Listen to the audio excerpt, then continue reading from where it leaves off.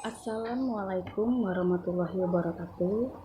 Kami dari kelompok 7, izinkan kami mempresentasikan modul 11 kegiatan belajar 4 dengan materi karakteristik pendidikan seni di SD. Di sini saya bersama rekan-rekan saya akan mencoba untuk menjelaskan apa itu karakter pendidikan seni di SD dan apa-apa aja yang terkait di dalamnya. Baiklah, tidak panjang lebar saya akan memulai diskusi dan presentasi ini dengan tampilan dari 4 penyaji. Penyaji pertama dibawakan oleh Yunita, penyaji kedua dibawakan oleh Dina, penyaji ketiga dibawakan oleh Nur Ainun, penyaji 4 dibawakan oleh Mirna, dan kesimpulan akan dibawakan oleh Martina. Baiklah, saya akan kembalikan kepada rekan-rekan saya. Waktu dan tempat saya persilakan dengan segala hormat. Assalamualaikum warahmatullahi wabarakatuh. Saya Yunita Miranda dari kelompok 7 akan menjelaskan modul 11 kegiatan belajar 4, yaitu karakteristik pendidikan seni di SD. Dalam belajar seni, ada beberapa pendekatan yang harus diketahui oleh guru. Yang pertama, pendekatan deskriptif. Dalam pendekatan ini, kegiatannya menjelaskan bermacam-macam binatang dan karakteristik gerakan dengan menggunakan contoh-contoh gerakan binatang tersebut. Yang kedua, pendekatan partisipatif. Kegiatannya terlebih dahulu membuat syair, kemudian syair tersebut diisi dengan nada dan irama sehingga menjadi sebuah nyanyian. Yang ketiga, pendekatan eksploratif, di mana pendekatannya melakukan kegiatan, meminta siswa mencari referensi tentang binatang dan karakteristik dari berbagai disiplin ilmu maupun pengetahuan lain, seperti mencari di internet, Wikipedia, dan lainnya. Jadi, pendekatan belajar seni bersifat lebih fleksibel, sehingga guru dapat melakukan perubahan pendekatan sesuai dengan situasi dan kondisinya. Demikianlah penjelasan dari saya dan akan dilanjutkan oleh teman saya. Terima kasih. Saya akan membahas tentang model pembelajaran seni. Dalam model pembelajaran di sekolah dasar untuk beberapa jenis mata pelajaran hampir mempunyai kesamaan langkah dan strateginya, karena mereka mendasarkan langkah pembelajarannya dan sifat dari karakter siswanya. Pada anak di usia 6 sampai 12 tahun, pada usia yang dinamis, yaitu anak mengalami cepat perkembangannya, baik ditinjau dari perkembangan mental maupun fisiknya.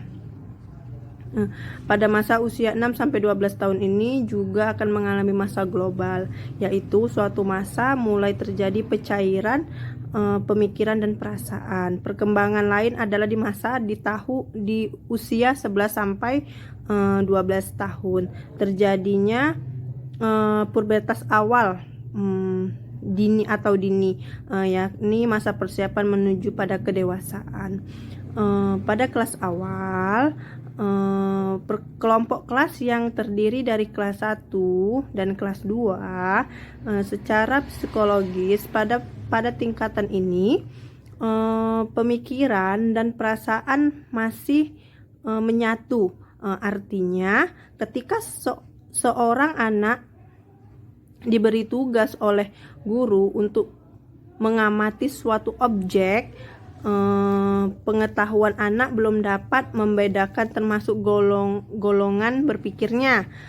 Pada kelas menengah ini berada pada usia kelas 3 dan 4. Kondisi anak sudah mulai stabil dibandingkan dengan kelas awal tadi. Terima kasih saya ucapkan kepada saudara moderator yang telah memberikan kesempatan kepada saya.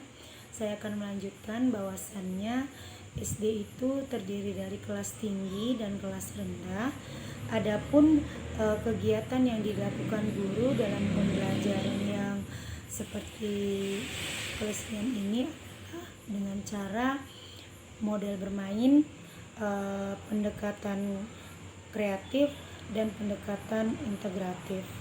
Dalam model bermain kita tahu bahwasannya masa kanak-kanak atau masa anak-anak itu anak dengan melakukan bermain, contohnya yang dilakukan oleh guru dalam pembelajaran seni, terutamanya dengan membuat seperti puzzle ataupun kartu-kartu huruf yang disusun anak-anak. Selain guru menunjukkan permainan tersebut agar anak-anak tersebut dapat saling tolong-menolong, saling bantu-membantu dengan kawan yang lain agar menimbulkan pendekatan yang kreatif serta integratif. Demikianlah, kami persilakan untuk teman yang lain menambahinya. Saya akan menjelaskan tentang model pendidikan kreatif. Salah satu syarat belajar seni adalah kreativitas. Kreativitas merupakan keterampilan yang dapat dibentuk.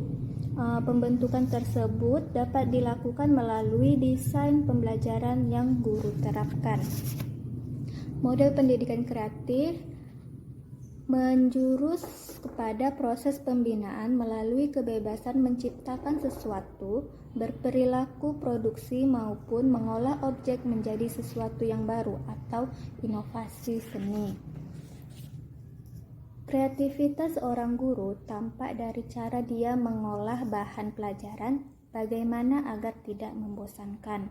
Di sini, guru bisa menggunakan dengan model bermain atau menambah dengan berbagai media dan peraga yang diciptakan secara spontan maupun terencana, agar siswa tumbuh ide-ide dalam berkarya seni. Sebagai contoh, siswa diminta membuat bentuk-bentuk binatang dari kertas yang sudah kusut dengan teknik remas. Dalam hal ini, tumbuh asosiasi bentuk dengan menghubungkan remasan kertas dalam berbentuk kerbau. Selanjutnya, guru mengembangkan ide dan kreasi tersebut dengan menciptakan nyanyian kerbau di sawah ataupun berasosiasi ide dengan Pak Tani di ladang. Ide dapat dikembangkan dengan kegiatan petani menunggui ladangnya yang sedang diganggu oleh burung-burung dan akhirnya menciptakan tarian boneka sawah. Lalu di sini ada model pendidikan integratif. Model pendidikan integratif ini dapat dikemas dalam bentuk permainan kreatif di mana siswa diminta aktif baik pikiran, perasaan maupun bentuk fisik yang membuat siswa tidak kekurangan akal mengembangkan ide dan gagasannya. Assalamualaikum warahmatullahi wabarakatuh. Di sini saya Martina dari kelompok 7 akan mencoba membuat suatu kesimpulan dari pembelajaran karakteristik pendidikan seni di SD. Ya, adapun pendidikan seni merupakan suatu bentuk untuk membentuk sikap dan kepribadian yang mempunyai fungsi-fungsi jiwa yang meliputi fantasi, sensitivitas, kreativitas, dan ekspresi. Dalam pembelajaran seni, ada 3 model yang dapat dilakukan oleh seorang guru dalam pembelajaran seni, yaitu yang pertama pendekatan deskriptif, yang kedua pendekatan partisipatif, dan yang ketiga adalah pendekatan ekspresif. Selain itu, dalam pembelajaran seni ada juga model pembelajaran seni yang dapat dikelompokkan ke dalam 3 bagian. Yang pertama, kelas-kelas awal, yaitu terdiri dari siswa yang berusia atau siswa yang berada di kelas 1 sampai kelas 2.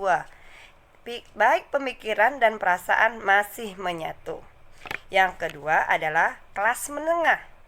Kelas menengah terdiri dari siswa yang berusia atau siswa yang berada di kelas 3 sampai dengan kelas 4, di mana pandangan anak tersebut sudah mulai stabil. Dan yang ketiga adalah kelas akhir. Kelas akhir ini meliputi siswa yang berada di kelas 6.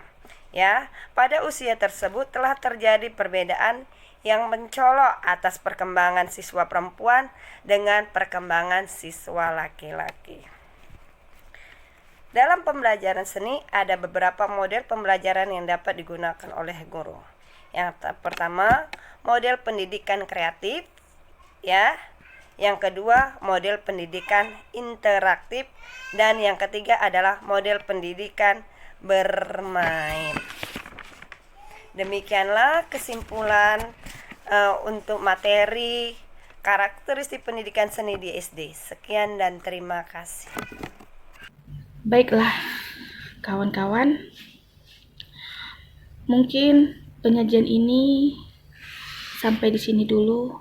Semoga apa yang kami sampaikan dapat bermanfaat untuk kita semua dalam meningkatkan mutu pendidikan di tempat kita mengajar.